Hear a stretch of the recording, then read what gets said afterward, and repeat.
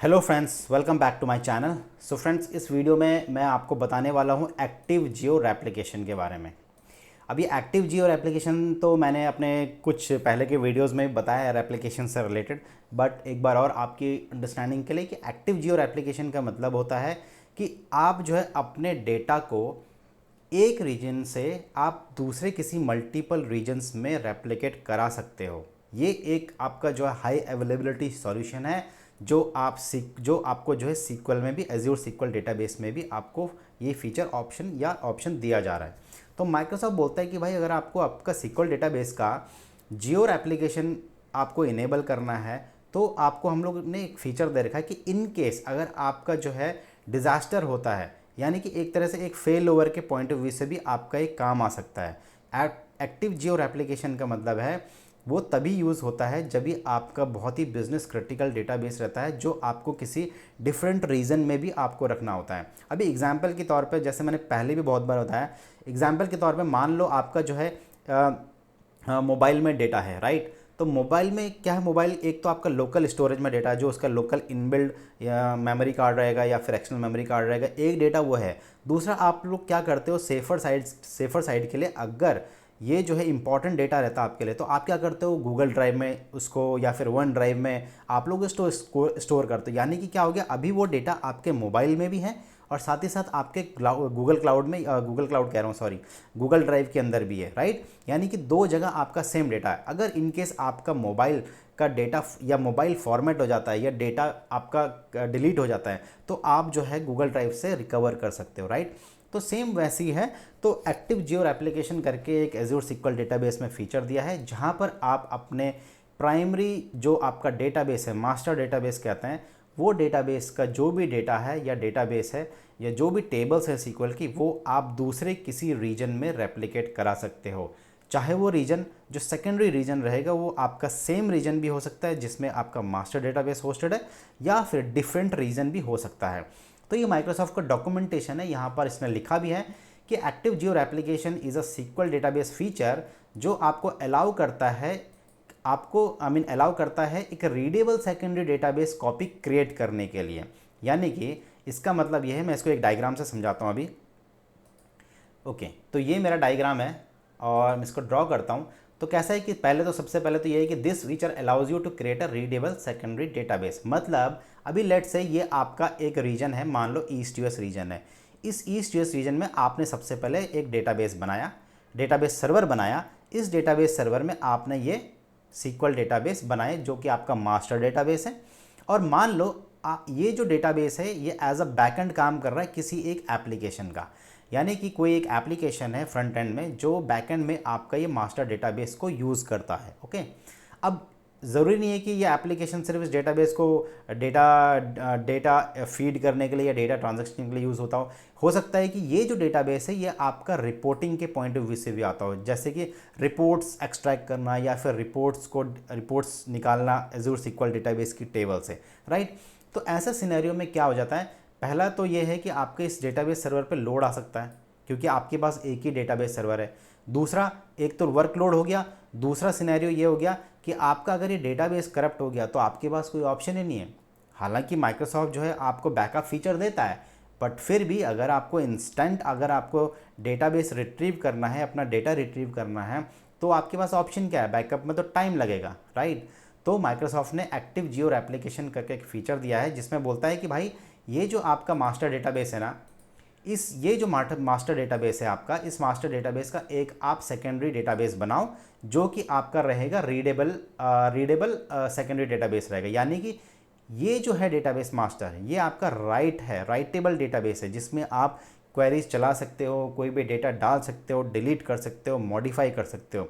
लेकिन माइक्रोसॉफ्ट बोलता है कि आप एक्टिव जियो एप्लीकेशन के थ्रू एक सेकेंडरी डेटाबेस बना सकते हो जो कि आपका सिर्फ रीडेबल रहेगा। रीडेबल का मतलब ये है कि ये सेकेंडरी डेटाबेस में आप कोई भी राइट वाला काम नहीं कर सकते हो, कोई डेटाबेस इंसर्ट नहीं कर सकते हो, डिलीट नहीं कर सकते हो, मॉडिफाई नहीं कर सकते हो। ये डेटाबेस में आपको जो है सिंपल सा रीड कर सकते हो। अब इसका यूज़ केस जो है सिंपल सा है कि जैसे कि मैंने अभी थोड़ी देर पहले बताया कि आपका फ्रंट एंड में एक एप्लीकेशन है और उसका जो एप्लीकेशन है वो बैक एंड में आपका मास्टर डेटाबेस यूज़ कर रहा है। अब मान लो जो रिपोर्टिंग पर्पज़ के लिए अगर आप यूज़ करना चाहते हो तो आप एक सेकेंडरी डेटाबेस बना सकते हो active geo application feature enable करके, जो कि आपका रीडेबल रहेगा। और वो जो एप्लीकेशंस है आप रिपोर्ट्स के पॉइंट ऑफ व्यू से, रिपोर्टिंग के पॉइंट ऑफ व्यू से ये सेकेंडरी डेटाबेस यूज़ कर सकते हो। यानी कि प्राइमरी राइटेबल एक्शन करने के लिए प्राइम मास्टर डेटाबेस यूज़ करो, और रीडेबल एक्शन के लिए या फिर रिपोर्ट्स के लिए आप सेकेंडरी डेटाबेस यूज़ कर सकते हो। क्योंकि जो रिपोर्ट्स का जो यूज़ होता है, वो रिपोर्ट मतलब क्या होता है, फेच करना, किसी चीज़ को निकालना, किसी चीज़ को रिट्रीव करना। तो रिट्रीव करने के लिए राइटेबल एक्शन नहीं लगता है, उसके लिए आप सेकेंडरी डेटाबेस यानी कि रीडेबल डेटाबेस से काम चला सकते हो। तो अब इससे क्या होता है कि आपका जो दो डेटाबेस है, एक मास्टर है एक सेकेंडरी है, जो कि रिपोर्ट्स के लिए यूज़ हो रहा है। मास्टर डेटाबेस आपका एप्लीकेशन का राइटेबल एक्शन करने के लिए यूज़ हो रहा है। दोनों में लोड डिस्ट्रीब्यूट हो रहा है, आपको जो है एक ही डेटाबेस के ऊपर लोड नहीं पड़ रहा है। एक ये आपका यूज़ केस हो गया है एक्टिव जियो एप्लीकेशन का। दूसरा पॉइंट है कि आपका ये जो सेकेंडरी डेटाबेस जो बनाओगे, रीडेबल जो डेटाबेस बनता है, या तो आप जो है इसको, मैं इसको एक बार बता देता हूँ, या तो ये जो सेकेंडरी डेटाबेस है या तो आप सेम यानी कि मास्टर प्राइमरी जो डेटाबेस सर्वर है उसके अंदर होस्ट कर सकते हो, या तो फिर इसके लिए एक अलग से सर्वर डेटाबेस सर्वर बना सकते हो। दोनों ही सिनेरियो हो सकते हैं, ठीक है। तीसरा है कि pricing tier should be same, मतलब अगर ये आपका DTU मॉडल का है, ये प्राइमरी डेटाबेस या मास्टर डेटाबेस DTU मॉडल का है, तो जो कॉन्फ़िगरेशंस इसकी हैं सेम वही आपकी सेकेंडरी डेटाबेस की भी होनी चाहिए। अगर ये vCore मॉडल है तो ये भी vCore मॉडल ही आपका होना चाहिए। ओके, तो दोस्तों ये था एक्टिव जियो एप्लीकेशन के बारे में। अब एक और पॉइंट है, एक्टिव जियो एप्लीकेशन जो है आपका फेल ओवर के पॉइंट ऑफ व्यू से भी यूज़ होता है। तो अगर मैं माइक्रोसॉफ्ट के डॉक्यूमेंटेशन में जाऊँ और यहाँ पर थोड़ा नीचे स्क्रॉल करूँ तो यहाँ पर बोलता है, सो फ्रेंड्स मुझे एक्चुअली वीडियो पॉज करना पड़ा क्योंकि मेरा एक फ़ोन आ गया था और उसका आवाज़ आ रही थी, आप लोगों ने सुनी भी होगी। एनीवेज चलो कंटिन्यू करते हैं। तो मैं हाँ बात कर रहा था फेल ओवर की। तो यहाँ पर देखो डॉक्यूमेंटेशन में लिखा भी है कि active geo application is designed as a business continuity solution. मतलब जो एक्टिव जियो एप्लीकेशन है ये आपका बिजनेस कंटिन्यूटी सॉल्यूशन के पॉइंट ऑफ व्यू से डिज़ाइन किया गया है कि इन केस अगर आपका एक सर्वर डाउन होता है तो आप दूसरे सर्वर से काम चला सकते हो। तो यहाँ पर लिखा है कि that allows the application to perform quick disaster recovery of individual databases in case of regional disaster और लार्ज स्केल आउटेज। मतलब कहने का मतलब ये है, अब मैं इसको डायग्राम से समझाने की कोशिश करता हूँ। तो ये है मेरा फेल ओवर का कंसेप्ट। ओके, तो ये मेरा फेल ओवर का कंसेप्ट है। इसमें क्या बोलता है फेल ओवर के कंसेप्ट में कि आप इसको फेल ओवर के पॉइंट ऑफ व्यू से भी यूज़ कर सकते हो। मतलब ये है कि मान लो ये मेरा एक मास्टर डेटाबेस है, ओके, और ये प्राइमरी डेटाबेस सर्वर हो गया। ये डेटाबेस में आपका ये प्राइमरी डेटाबेस होस्ट है यानी कि मास्टर डेटाबेस होस्ट है, और मान के चलो ये ईस्ट यूएस रीजन में है। ओके, और अगर आपने एक्टिव जियो एप्लीकेशन इनेबल कर रखा है जो कि आपका सेकेंडरी डेटाबेस पे गया है, किसी डिफरेंट रीजन में आपने एक रीडेबल कॉपी बना रखी है, और मान लो ये जो रीजन है ईस्ट यूएस जो रीजन है ये पूरा रीजन डाउन हो गया। अगर ये पूरा रीजन डाउन हो जाता है तो आपके पास ऑप्शन बचता है कि आप वेस्ट यूरोप रीजन से अपने डेटाबेस को रीड एक्सेस कर सकते हो।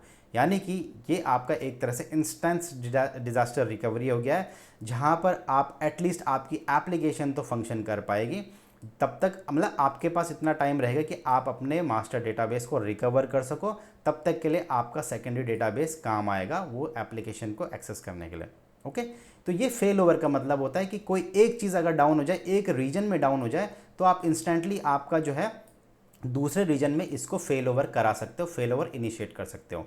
तो ये हो गया आपका फेल ओवर कंसेप्ट का। तो सिंपल सा है एक्टिव जियो एप्लीकेशन मतलब बिजनेस कंटिन्यूटी आपका सॉल्यूशन है। आपका बिजनेस कंटिन्यूटी मतलब आपकी एक सर्विस अगर डाउन हो गई है, डेटाबेस डाउन हो गया है प्राइमरी रीजन में, या प्राइमरी डेटाबेस आपका डाउन हो गया, तो आप सेकेंडरी रीजन में सेकेंडरी डेटाबेस के थ्रू काम चला सकते हो जब तक कि आपका प्राइमरी डेटाबेस अप ना आ जाए। ओके, तो फ्रेंड्स ये था एक्टिव जियो एप्लीकेशन के बारे में। आई होप कि ये वीडियो आपको अच्छे से क्लियर हो गया होगा और मैंने पूरी कोशिश करी आपको समझाने की। तो इस वीडियो में इतना ही। इसके मिलते हैं अगले वीडियो में इसके लैब के साथ। तो इस वीडियो में इतना ही। आई होप कि आपको ये वीडियो अच्छा लगा होगा। वीडियो अच्छा लगे तो वीडियो को लाइक करो, शेयर करो, चैनल को सब्सक्राइब करो। तो मिलते हैं अगले वीडियो में इसके लैब के साथ। So friends, thanks for watching this video.